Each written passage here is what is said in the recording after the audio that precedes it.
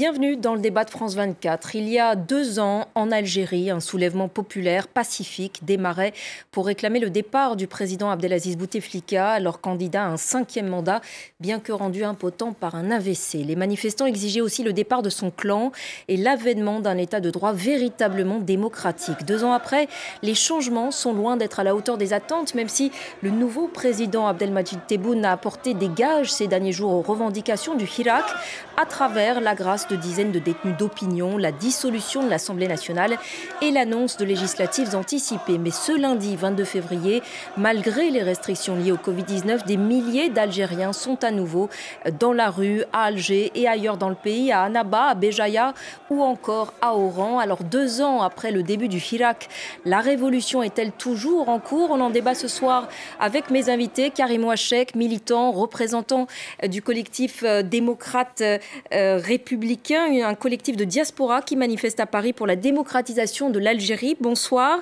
Également avec nous par Skype, Amel Boubaker, sociologue à l'Institut pour les sciences sociales et la recherche sur l'Algérie et à l'École des hautes études en sciences sociales. Elle sera bientôt parmi nous. Également avec nous en direct d'Alger, cette fois Redouane Khelif, président du Front national pour la justice sociale, un parti favorable à la politique du président algérien Tebboune. Et puis depuis Genève, Asni Abidi, directeur du Centre d'études et de recherche sur le monde arabe et méditerranéen. Merci à vous tous de participer à ce débat ce soir. Mais avant cela, tout d'abord, le rappel des faits par Hanan Saïdani. Un mouvement inédit depuis l'indépendance, pacifique et sans leadership politique. Le 22 février 2019, des centaines de milliers de manifestants envahissent les rues d'Alger après plusieurs jours de contestation dans d'autres villes du pays. Ils demandent le départ du président Abdelaziz Bouteflika, candidat à un 5e mandat. Mais 2 ans plus tard, les manifestations se sont essoufflées. En raison de la pandémie de Covid-19, les appels à se rassembler chaque vendredi ont cessé. En revanche, les revendications sont toujours là. La lutte contre la corruption, la fin de l'ingérence de l'armée dans les affaires politiques et plus de liberté. كل هذا يخلينا في خنق حقيقي للحقوق السياسية، للحقوق المدنية، للحقوق الاجتماعية. قرارات هذه تاع البرلمان واي حاجة اللي راه تقوم بها هذا النظام اليوم، حنا الامور هذه ما تعنيناش. Une dissolution de l'Assemblée nationale décidée à l'approche de ce 2e anniversaire du Hirak. Autre main tendue par le président Abdelmadjid Tebboune, la libération d'une 60aine de militants. Les ONG se disent satisfaites, mais rappellent qu'une dizaine sont toujours emprisonnés. L'opposition espère encore redonner un nouveau souffle au mouvement, malgré les restrictions. Le droit de manifester est un droit constitutionnel, mais nous vivons des circonstances exceptionnelles qui sont dues au Covid-19. Si les gens veulent changer les choses, ils ont une merveilleuse opportunité, c'est de s'engager dans le processus politique qui a été décidé par le président de la République. Des élections législatives anticipées qui, selon la constitution algérienne, doivent se tenir au maximum dans les 6 mois. Le président algérien a aussi annoncé un remaniement ministériel dont la portée reste limitée. Le Premier ministre Abdelaziz Djerad conserve son poste. L'homme est très critiqué pour sa gestion de la crise sanitaire, mais aussi pour son bilan économique. L'inflation grimpe et les coupures d'eau et d'électricité sont de plus en plus courantes dans le pays. Voilà donc énormément de manifestations aujourd'hui à Alger ou encore à Oran ou Constantine. Karim Ouachek, vous participez d'ailleurs à des manifestations, enfin des rassemblements de soutien à la révolution en Algérie et à la poursuite du Hirak ici en France, si je ne me trompe pas, place de la République. Toutes ces manifestations, alors on entend toujours ces slogans, ce sont quasiment les mêmes qu'il y a 2 ans. Oui, parce que simplement le régime n'a pas encore compris qu'il y a un souci. Lorsque Bouteflika a renoncé au 5e mandat, le message était clair. On veut un changement de régime. Et depuis, le régime tente par diverses manœuvres de contourner, de ne pas répondre à cette demande. Et on le déplore parce que c'est une perte de temps. On voit bien, on avait dit qu'on avait parié sur la démobilisation. Et elle est là, elle revient, elle n'a jamais cessé en réalité parce que déjà dans l'immigration, là où il n'y avait pas de mesure de confinement au Canada, tout comme à Paris, la mobilisation s'est poursuivie, mais aussi sur les réseaux sociaux. Alors maintenant, ils peuvent vivre dans le déni, Mais je pense que c'est une perte de temps pour l'Algérie, pour le régime, pour tout le monde, d'essayer maintenant des solutions qui sont, pour le moins que l'on puisse dire, foireuses. Les résultats de l'élection de Tebboune lui-même, du président, les résultats du référendum et certainement les résultats des législatives. Et puis, si on va dans le détail, les solutions proposées ne traitent pas du tout, ne répondent pas aux questions comment dire, que pose le peuple algérien, par exemple celui de la légitimité politique. J'ai entendu le ministre des Affaires étrangères parler de législatives. Quid de la fraude électorale en Algérie, par exemple, si je ne dois citer que cela, hein. Redouane Khelif, je me tourne vers vous maintenant. Je le rappelle, vous êtes président du Front national pour la justice sociale, un parti qui est favorable à la politique menée actuellement par le président Tebboune. Karim Ouachek, à l'instant, disait voilà, les manifestants ont toujours les mêmes slogans parce qu'ils ont le sentiment de ne pas avoir été entendus il y a 2 ans et depuis 2 ans.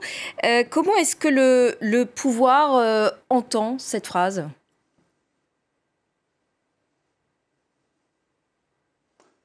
Merci, bonsoir.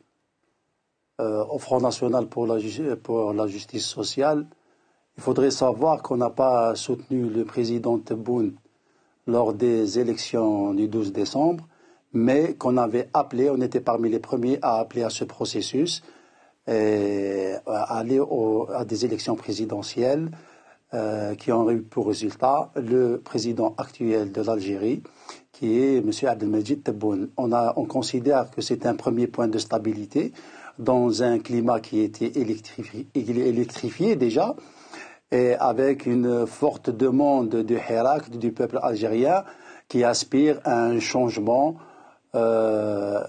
plus ou moins, on va dire, très loin de la corruption, très loin d'un 5e mandat, très loin d'un régime qui n'a pas su répondre aux attentes du peuple algérien pendant 20 ans, mais avec le nouveau président Abdelmajid Tebboune, on a réussi à atteindre un point de stabilité très important qui a évité à l'armée nationale populaire algérienne d'être entachée vis-à-vis de l'opinion internationale et surtout de barrer la route à toute ingérence étrangère dans les affaires de l'Algérie. Oui, c'est un fait que les demandes de Hirak sont profondes du peuple algérien, mais ceci prend du temps. Rome ne s'est pas construite en un jour. Il faut du temps, il faut du militantisme, il faut l'implication de ce même peuple dans le processus qui s'ouvre aujourd'hui grâce aux décisions de l'État algérien, du président Abdelmajid Tebboune, qui a pris sur lui-même la garantie de la propreté des prochaines élections, de la transparence de ces élections, qui vont faire émerger des assemblées populaires nationales et locales représentatives, rassemblant tous ceux qui veulent y participer, que ce soit partis politiques, société civile, et même on a ouvert la porte aux jeunes, hommes et femmes, en tant que candidats libres, pour capter ce potentiel algérien, pour capter toutes ces énergies et de les inclure dans les assemblées pour que tout débat d'idées, tout débat de vision, de stratégie soit cerné dans l'arène politique, dans un cadre légal qui va permettre d'entamer les vrais ateliers de réforme politique suite à l'émergence d'un gouvernement politique. On comprend bien donc que vous voulez faire évoluer le système depuis l'intérieur. Aux prochaines élections. Karim Ouachek, je vous voyais un petit peu bouger la tête. Oui, Qu'est-ce que vous vouliez réagir peut-être ?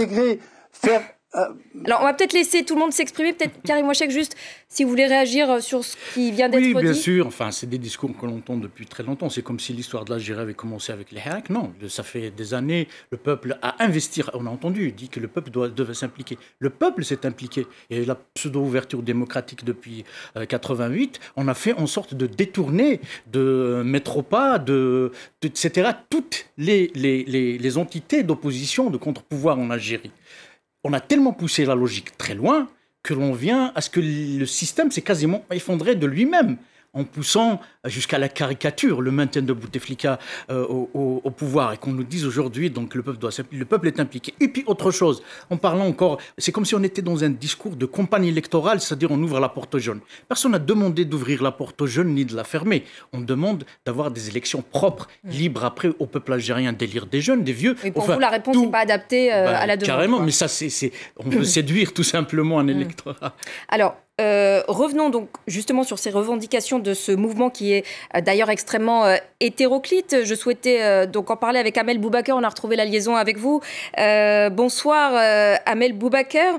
Ce mouvement s'est même enrichi ces 2 dernières années de nouvelles composantes. Il y a des revendications qui sont très diverses, même s'il y a ce dénominateur commun d'une demande de démocratisation de l'Algérie. C'est surtout la demande d'un état de droit, en fait, parce que cette dynamique de démocratisation, elle demande aussi que le régime au pouvoir en Algérie puisse avoir la capacité de démocratiser les institutions, ce qu'il n'a pas, je pense, ou en tout cas le président Tebboune n'a pas la capacité de démocratiser les institutions, la manière dont son parlement a été dissous, dont le remaniement ministériel a été fait, l'absence aussi de débat public entre le président et la société civile, de dialogue direct, montre bien en fait les difficultés, les limites de la figure présidentielle comme une force motrice qui pourrait à elle seule démocratiser le système. Donc je pense qu'il s'agit plutôt au sein du Hirak et depuis le début de la demande d'un état de droit. Vous savez, quand vous êtes en Algérie et que vous discutez avec les gens, quand on fait du terrain de recherche, quand on fait des entretiens, il y a une complainte qui revient toujours et qui a su capter le Hirak, c'est que finalement, en arabe algérien, ils disent limen tishki, à qui se plaindre en fait, à qui se plaindre de la dégradation des services publics, à qui se plaindre de la police qui n'intervient pas lorsqu'elle devrait le faire, à qui se plaindre de la corruption de la bureaucratie locale. Et ça, ce ne sont pas des choses qui se règlent avec un agenda électoraliste. Et cette déresponsabilisation en fait de la multiplicité des acteurs, au plus haut niveau comme au plus bas niveau, eh bien, elle a créé un ras-le-bol, elle a créé un sentiment, ou en tout cas une volonté de changement chez les Algériens, mais ça n'est pas non plus le Hirak qui doit exclusivement ou qui peut exclusivement concrétiser ce changement. On n'est bien évidemment pas encore rentré dans une période de négociation. Je crois que c'est vraiment ce qui a fait perdre du temps à l'Algérie. On est en fait dans une espèce de dynamique parallèle où on a Tebboune qui fait son propre Hirak et qui essaye de donner un sentiment de réforme et un sentiment d'Algérie nouvelle. On va y revenir tout à l'heure. Toucher réellement aux institutions. Et puis on a le Hirak en fait qui essaie de dépasser l'utilisation des manifestations hebdomadaires et aussi de peser sur le débat public. Donc c'est vraiment un processus et ça évolue. Hasni Abidi, est-ce que l'une des faiblesses, disons, structurelles du Hirak, c'est de ne pas avoir de leader clair ?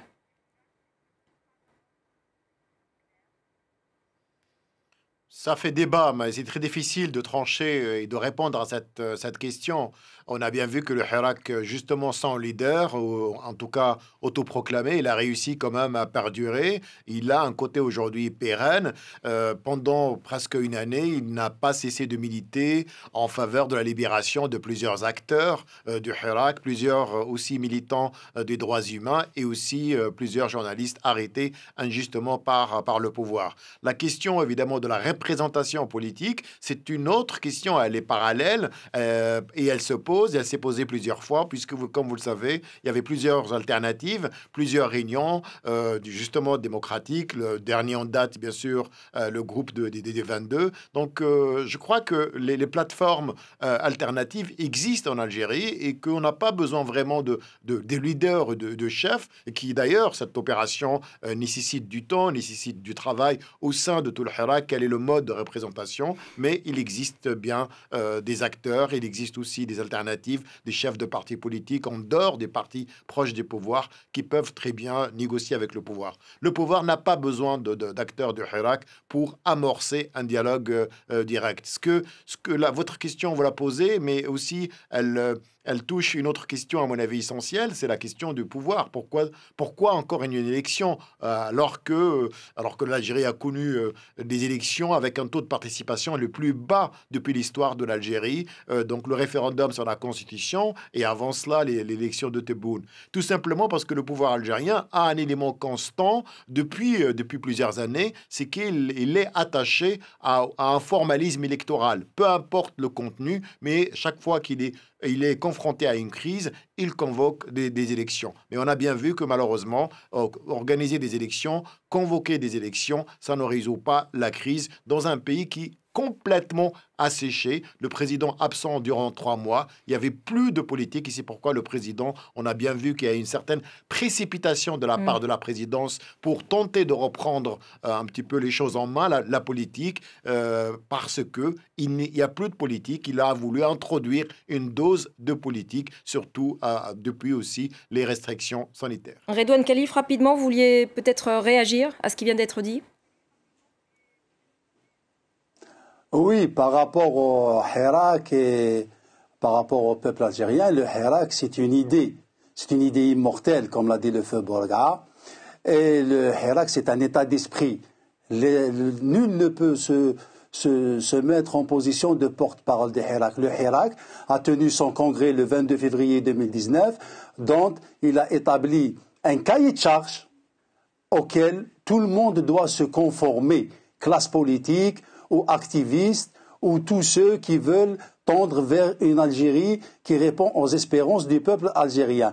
Et le Hirak en marche, oui, mais le Hirak qui prend des démarches, aussi des démarches qui soient dans le cadre légal pour envahir, j'emploie le terme envahir.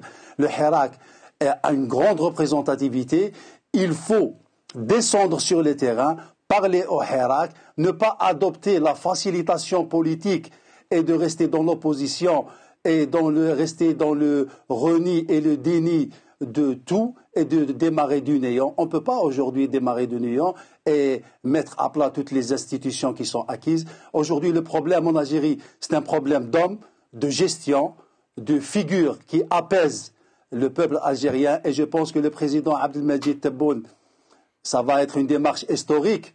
Il a eu le courage de mettre l'Assemblée nationale en dissolution ainsi que les autres assemblées qui vont suivre.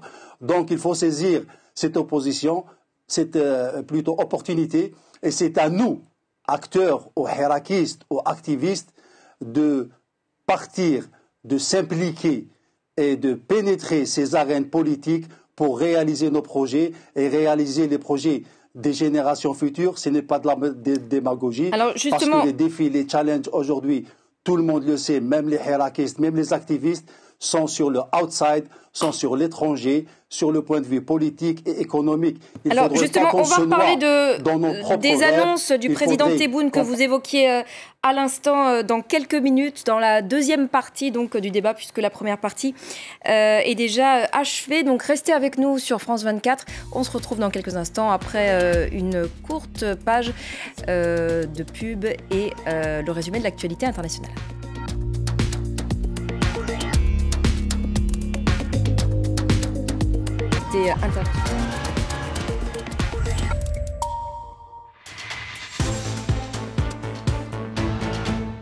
Bienvenue à ceux qui nous rejoignent dans la deuxième partie du débat de France 24 consacré aux 2 ans du mouvement du Hirak en Algérie, un mouvement de contestation dont la revendication initiale était le départ de l'ancien président algérien Abdelaziz Bouteflika et de son clan, mais qui s'est transformé en revendication plus globale d'un changement de système.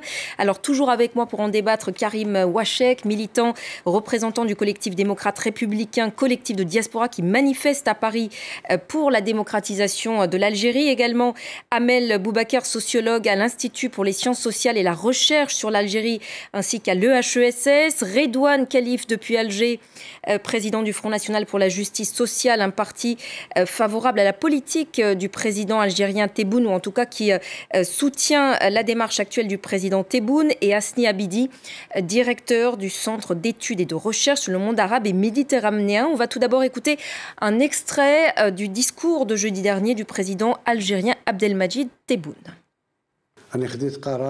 J'ai décidé d'accorder la grâce présidentielle. J'ai décidé de dissoudre l'Assemblée nationale populaire pour rappeler à des élections. Voilà, donc d'apparence, le président algérien Abdelmadjid Tebboune donne des gages. C'était en fin de semaine dernière au mouvement du Hirak, annonçant donc la libération de dizaines de détenus d'opinion, la dissolution de l'Assemblée, ainsi que l'annonce donc de législatives anticipées. Redouane Khelif, vous pensez que ça va suffire à apaiser le mouvement du Hirak ? C'est un geste de bonne foi. Ça est la bonne intention de l'État algérien présidé par le président Abdelmadjid Tebboune. C'est de dire, on a ouvert les assemblées nationales, on offre à tout le monde les mêmes chances, même aux jeunes qui ne veulent pas participer dans des partis politiques à se porter candidat en liste libre. Et donc, d'autre part, on libère les hirakistes, les activistes, pour prendre un nouveau départ. Mais il faudrait que tout le monde s'implique dans une démarche, dans un cadre légal, et je répète, pour envahir les assemblées, pour porter les projets, les espérances, le rêve du peuple algérien et le concrétiser, surtout à travers la création d'un gouvernement politique multitendance qui englobe tout le monde et dans le respect de l'un et de l'autre, et qu'on rentre dans la compétitivité, avec des programmes, avec des visions, avec des stratégies applicables sur terrain. Il faudrait qu'aujourd'hui, tout parti politique, tout prétendant, et tout ministre même, aille vers le peuple algérien dans toutes les régions pour être à l'écoute, pour capter l'attention, pour appliquer des décisions et avoir des obligations de résultats surtout. Le peuple algérien, on le sait, on en a marre des promesses. Ça, c'est vrai, c'est une réalité. Mais aujourd'hui, on a plusieurs générations à grand potentiel, porteuses de plusieurs projets qui peuvent apporter beaucoup pour le peuple algérien et surtout pour la famille algérienne. Alors, on va faire réagir les autres intervenants. Hasni Abidi, ces annonces d'Abdelmadjid Tebboune, c'est de la poudre aux yeux ou ce sont effectivement des annonces qui pourraient faire avancer le pays ? Ce sont des annonces qui sont dictées par la conjoncture, une conjoncture très difficile pour le régime algérien, pour le pouvoir d'une manière générale, parce qu'il est confronté à une crise économique et c'est là où le bas blesse. L'Algérie est confrontée à une véritable bombe économique et sociale. Ici, évidemment, vous rajoutez un petit peu ce rang un nombre important de personnes qui souffrent déjà en raison de la pandémie, mais aussi de la dégradation du pouvoir d'achat de milliers d'Algériens. Donc, ça fera aussi de nouveaux manifestants sur les rues algériennes. Deuxième élément, le pouvoir a complètement échoué sur la gestion de santé globale depuis cette pandémie. Et le troisième point, c'est que vous avez un président qui était absent. Il était absent et tout a été suspendu. Et malgré ces annonces, les Algériens se souviennent.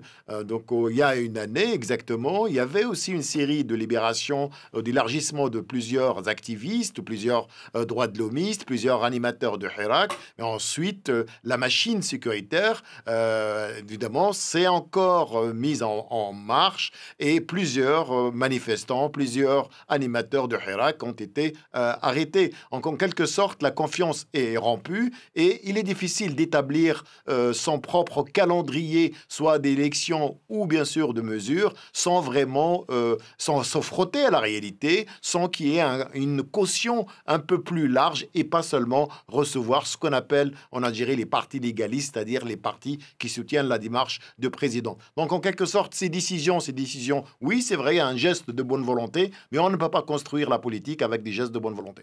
Amel Boubaker, vous partagez ce point de vue. Est-ce qu'on peut croire en la sincérité du président Tebboune, alors qu'on le sait, parallèlement à ces annonces qui donnent des gages au mouvement du Hirak, la répression s'est aussi poursuivie, même accentuée en ces temps de pandémie de Covid-19 ? Mais je crois qu'il faut revenir au réel, c'est-à-dire on peut parler de Tebboune, du régime, de la volonté de réforme, de la main tendue aux Algériens, et puis de l'autre côté du Hirak qui ferait consensus. Le réel, c'est quoi ? C'est des gens qui en ont assez de subir des injustices et des jeunes qui n'ont pas de travail parce qu'il n'y a pas eu de réforme structurelle portée, y compris par le président Tebboune. Je reviens à cette question de réforme. Ce n'est pas une question de personne, c'est une question de réforme du système. Le réel, c'est quoi? C'est des jeunes comme Brahim Lalami, par exemple, ce jeune prisonnier d'opinion qui sort de prison et que les Algériens voient sur les réseaux sociaux balafré de toutes parts. Et c'est aussi la procédure même duple en elle-même de la grâce présidentielle. Il faut savoir que les personnes qui ont été graciées, certaines n'avaient même pas encore été jugées. Donc même la grâce présidentielle n'a pas obéi en fait au droit officiel algérien. Donc, on a un pouvoir, un régime algérien en fait qui est au-dessus des institutions et qui pense qu'il s'agit simplement d'apaiser le Hirak, de lui redistribuer quelques miettes de rente avant que justement l'économie ne s'assèche, de maintenir par exemple les transferts sociaux, de continuer à promettre des logements gratuits, etc. Et c'est un régime qui n'a pas compris qu'on ne peut pas clientéliser un peuple qui ne croit pas en vous.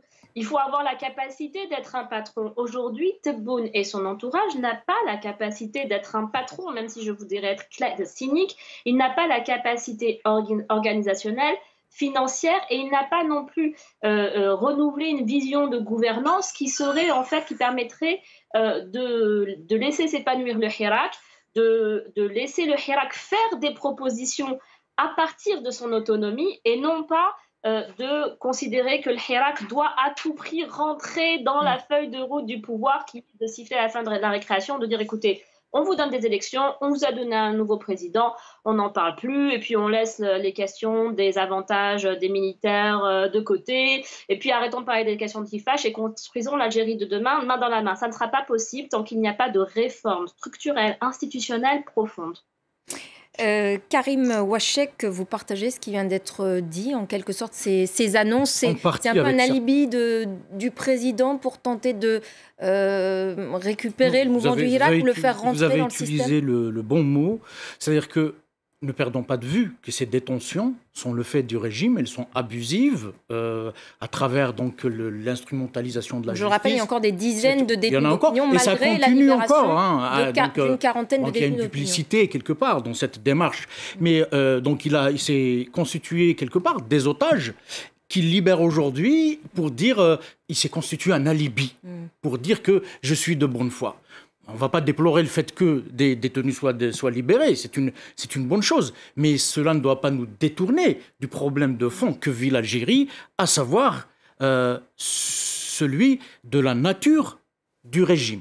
On a bien vu, on tente de porter le débat sur une dimension programmatique en Algérie. Ce n'est pas un problème programmatique dont souffre l'Algérie. L'Algérie souffre de problématiques plus structurelles dans la nature même de la construction de l'État, des processus démocratiques, des libertés, de la justice, etc. Tout à l'heure, j'ai entendu dire que le formalisme des élections, il n'y a pas que le formalisme, bien sûr, c'est du formalisme. C'est un moment de répartition de la rente, donc de reconstitution, de régénération de la clientèle, qui est un des piliers sur lequel s'est toujours appuyé le système pour compenser son problème de fond génétique, qui est celui du défaut de légitimité politique. Et tant qu'il n'aura pas réglé cela, on n'aura pas de solution en Algérie. Et le jour où on réglera cela, c'est là où le Hirak aura obtenu, on sera dans un autre régime d'ailleurs. Redouane Khalif, est-ce que vous entendez ces critiques et ces interrogations sur les réelles intentions du pouvoir Tebboune? Pourquoi, par exemple, ne pas avoir libéré tout simplement tous les détenus d'opinion en même temps, si ce n'est pour qu'ils servent par la suite de monnaie d'échange?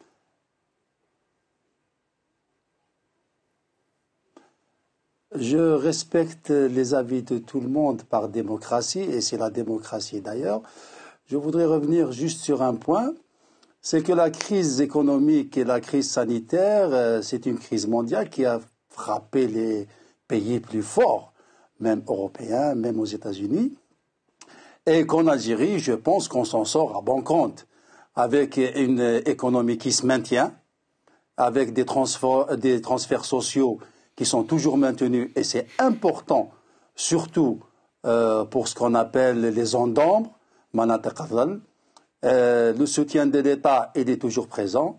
On n'est pas encore dans la compression d'effectifs, comme c'est le cas de beaucoup de pays, même voisins, et on a découvert l'autosuffisance alimentaire, grâce à nos agriculteurs. Redouane Khalif, pardonnez-moi, mais vous ne répondez pas du tout à ma question. Pourquoi est-ce que le pouvoir n'a pas tout simplement libéré tous les détenus d'opinion s'il veut vraiment montrer des gages au mouvement du Hirak? Que nos institutions, grâce à nos cadres, à nos compétences, ont quand même pu suggérer la situation. Et du point de vue Covid, on s'en sort aussi à bon compte, à moins de dégâts, avec des chiffres qui sont en diminution et des chiffres de vaccination qui sont quand même en augmentation. Du point de vue de la libération des activistes et des détenus, je pense qu'un geste de bonne foi ne doit pas être employé ni contre le président, ni contre l'État.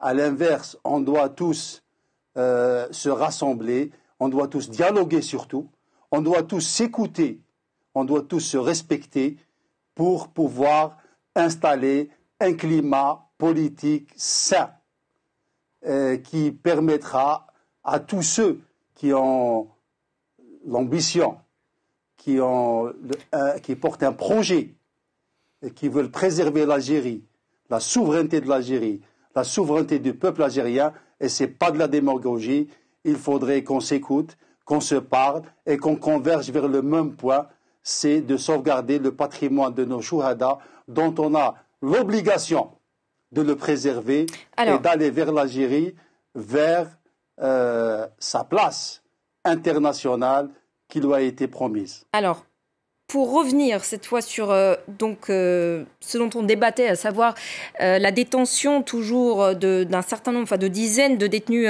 d'opinion. Alors je vous le rappelle, il y a ce communiqué aujourd'hui d'Amnesty International qui parle de stratégie délibérée visant à écraser la dissidence algérienne par les autorités qui vont à l'encontre des promesses des autorités de respecter les droits humains. Les actions d'un gouvernement résolu à empêcher son peuple de protester pacifiquement. Donc, bon, ça n'engage qu'Amnesty International. En tout cas, ce qui est sûr, c'est que la répression s'est accentuée en ces temps de pandémie de Covid-19. Amel Boubacar, comment est-ce que vous l'expliquez? Comment est-ce que ça s'est traduit concrètement? Non, mais je crois qu'il faut surtout parler en fait du caractère nul et non avenu, en tout cas de l'absence d'impact de la répression sur la dissuasion des hirakistes à continuer à demander des comptes au président et à l'armée et à vouloir manifester. Là, je crois que la répression n'a ni en fait résolu les problèmes économiques et politique qui se pose donc parce que l'Algérie est un État en faillite sur le plan politique et sur le plan économique, et elle n'a pas non plus réussi à domestiquer le Hirak. Par contre, je crois on a vraiment déjà, et le discours que j'entends sur la défense très générale, comme ça, sur la défense de l'œuvre du président Tebboune, en fait, est déjà en retard. Ce qui va se passer, c'est que encore une fois, aucun espace libre et autonome et de politique réelle n'est laissé au Hirak, eh bien les gens hirakistes ou pas vont complètement se désintéresser de la politique institutionnelle. Et comme ça a été le cas pour Bouteflika, qui avait été dépassé par ces oligarques, on va voir l'émergence de nouveaux centres en fait d'arbitrage, de nouveaux centres de redistribution de la rente que le président ne pourra absolument pas contrôler avec ce vivier de nouveaux partis qu'il essaye de créer. Donc c'est ça la réalité, c'est à force de tirer sur la corde, de ne pas profiter de l'élan populaire créé par le Hirak et par la possibilité de négocier, d'abord de définir et puis ensuite de négocier un changement réel, structurel, eh bien, finalement, les gens vont se désintéresser en fait de la politique institutionnelle. Et aujourd'hui, c'est quoi l'Algérie? Encore une fois, si j'en reviens au réel, c'est une saignée absolument incroyable de toutes les compétences, et en particulier les plus jeunes. Alors, il n'y a pas que les haragas, il y a aussi tous les privilégiés du régime qui ont utilisé ces privilèges pour quitter l'Algérie. C'est une Algérie à deux vitesses où tout le monde se plaint de la qualité des hôpitaux publics, de l'école publique, et essaie de trouver des alternatives privées. Donc c'est une absence totale dans la capacité, non pas seulement de l'État, mais dans la capacité, dans l'utilisation de l'État par le régime, de pouvoir répondre encore une fois aux attentes quotidiennes des Algériens.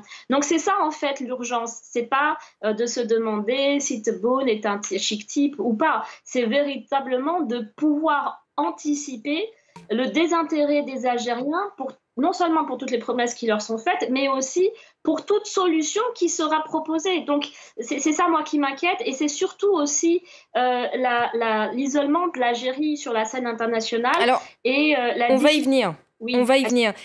Tout d'abord, Hasni Abidi, juste pour un petit peu mettre les choses en perspective, alors on a entendu bien sûr les revendications et les frustrations des militants du Hirak 2 ans après. Pour autant, est-ce que vraiment rien n'a évolué depuis 2 ans, ou est-ce qu'il y a quand même du changement depuis l'ère Bouteflika?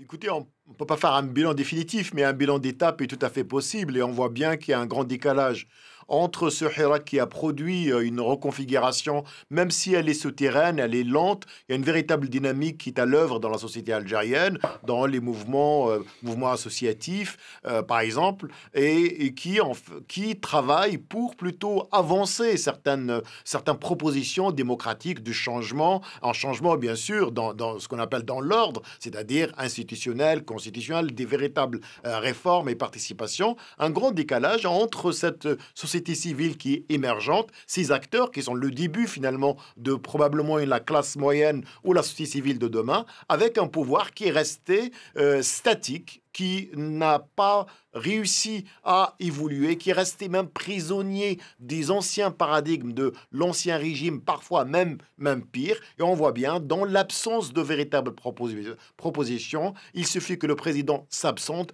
pour que la vie politique s'arrête au niveau du pouvoir, au niveau du sommet. Le chef de gouvernement réduit à gérer un petit peu les tâches quotidiennes. On sait que quand même le Coran ne passe pas très bien entre le président et son chef de gouvernement, qui a été épargné par justement ce remaniement, et c'est pourquoi à mon avis il faut s'attendre encore à ce que ce mouvement-là avance tout en laissant finalement le pouvoir toujours attaché à cette question de la main étrangère. La question ici, c'est mieux qu'ailleurs, et c'est un discours finalement qui n'est plus à jour. Il faut absolument réfléchir sur autre chose. Avant, c'est vrai que le président lui-même soit débordé à sa droite ou à sa gauche, et on sait très bien aussi qu'il y a des courants aujourd'hui au sein du pouvoir quant à la manière à adopter pour faire face à la nouvelle vie de Hirak, et aussi comment répondre aux aspirations des Algériens et faire face aux défis actuels. Alors Karim Ouachek, rapidement, vous qui manifestez ou vous vous rassemblez à Paris avec votre collectif en faveur de la démocratisation de l'Algérie et de la poursuite de la révolution algérienne du Hirak, est-ce que vous pensez que des pressions internationales, en particulier venant justement de la France, où vous vous rassemblez donc à Paris régulièrement avec votre collectif, est-ce que vous pensez que les pressions internationales peuvent avoir un effet? Il faut qu'on s'entende sur ce qu'on appelle les pressions internationales. L'Algérie est signataire d'un certain nombre de traités. L'Algérie évolue dans un monde, il y a un droit international auquel elle a souscrit. c'est-à-dire qu'il lui impose des obligations. À partir du moment où vous signez un traité de respect des droits de l'homme, il a des mécanismes de contrôle qui sont prévus, des interpellations, etc. Quand on y recourt, en tant qu'Algérien, parce qu'on considère qu'on est dans notre bon droit, surtout avec les violations qui a eu lieu. Le cas de Walid Nekich est édifiant. On est vraiment... Nekich, jeune de 25 ans. On est dans la torture, on est passé. On va juste rappeler, dont le témoignage a suscité une onde de choc dans le pays, puisqu'il dit avoir été tout simplement violé durant sa détention. Voilà. Et ce qui est, et tout ceci, l'Algérie ne peut pas à la fois se permettre cette façade. Si le formalisme marche en Algérie, il ne marche pas à l'échelle internationale. Vous signez un engagement, un traité international, il faut le respecter. Et les Algériens, nous sommes en droit de convoquer ces mécanismes qui sont sains. Ce n'est pas de l'ingérence, ce n'est pas de la pression, c'est des mécanismes réguliers, ordinaires de la vie politique internationale concernant des choses qui sont universelles, pas relatives uniquement aux Algériens, parce que finalement la liberté, la torture, etc., ce sont des thématiques, les siècles des derniers ont démontré que c'est important que ce soit posé pour tout le monde. Merci beaucoup Karim Ouachek, merci aussi à Amel Boubaker, Redouane Khelif et Asni Abidi d'avoir participé à ce débat et merci à vous tous de l'avoir suivi. Restez avec nous sur France 24, l'actualité internationale continue.